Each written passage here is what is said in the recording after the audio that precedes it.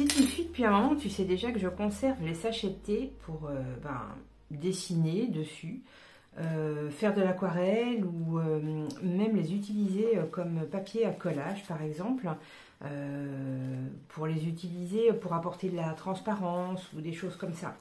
Et donc tu vois, je pense que l'avoir déjà montré, mais j'avais juste envie de te remontrer comment on prépare entre guillemets un sachet de thé pour pouvoir le réutiliser dans ton art, dans tes créations ensuite. Donc tu vois, j'ouvre simplement ce sachet de thé et puis je viens frotter le thé qui est à l'intérieur. Donc bien entendu, mon sachet de thé est complètement sec et je ne vais jamais laver mon sachet de thé après coup.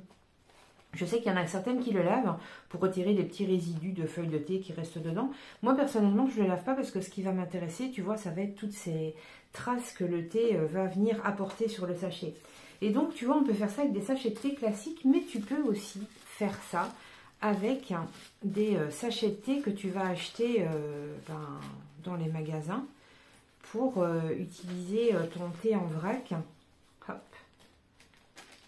Et en fait, j'aime beaucoup ces sachets-ci parce que tu vois, ils sont plus grands en fait que les sachets de thé de magasin. Et en plus, tu peux même les réutiliser très facilement pour faire des petites poches ou des choses comme ça dans un art journal parce que tu vas pouvoir les réutiliser, les ouvrir et les refermer. En fait, ces sachets de thé-ci, tu pourrais presque les réutiliser pour refaire infuser du thé dedans sans aucun problème parce qu'ils sont vraiment plus résistants que ceux-là. Et puis surtout, le fait d'avoir cette petite glissière sur le côté, c'est super pratique parce que tu peux les rouvrir et les fermer assez facilement.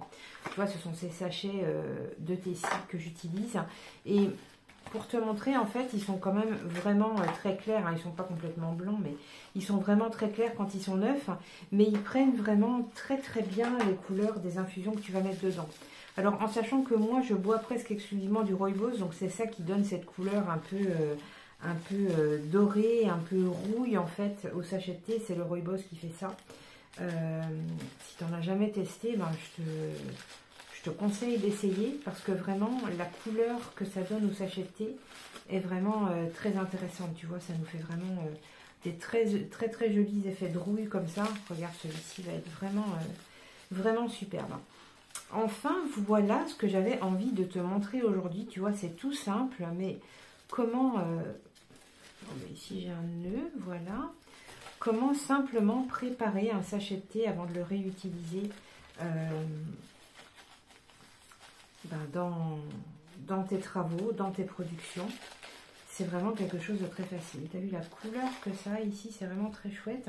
Et je te remontre comment utiliser un sachet plus classique, tu vois, avec une petite paire de ciseaux ou avec un scalpel. Je vais juste venir couper le petit nœud ici qui ferme le sachet de thé. Je retire la petite ficelle, je déplie simplement mon sachet, tu vois, délicatement. Si mon thé est un petit peu aggloméré, tu vois, je peux le froisser un petit peu, comme ça, ça va permettre au thé de se remettre en poudre en quelque sorte, tu vois, de se désagglomérer. Et puis je viens délicatement ouvrir au niveau de la petite soudure là à l'arrière du sachet de thé. Et tu vois, je frotte tout simplement. Je gratte éventuellement avec mon ongle si c'est très collé, voilà, les petits résidus de thé et c'est parfait comme ça. Ce que j'aime faire également à ce moment-ci, mais là je ne vais pas le faire parce que je n'ai pas le matériel qui est branché, mais c'est de passer un coup de fer à repasser sur mon sachet de thé. Comme ça, j'ai un sachet de thé bien plat que je peux utiliser facilement dans mes créations. Et voilà, tu vois ce qu'on obtient.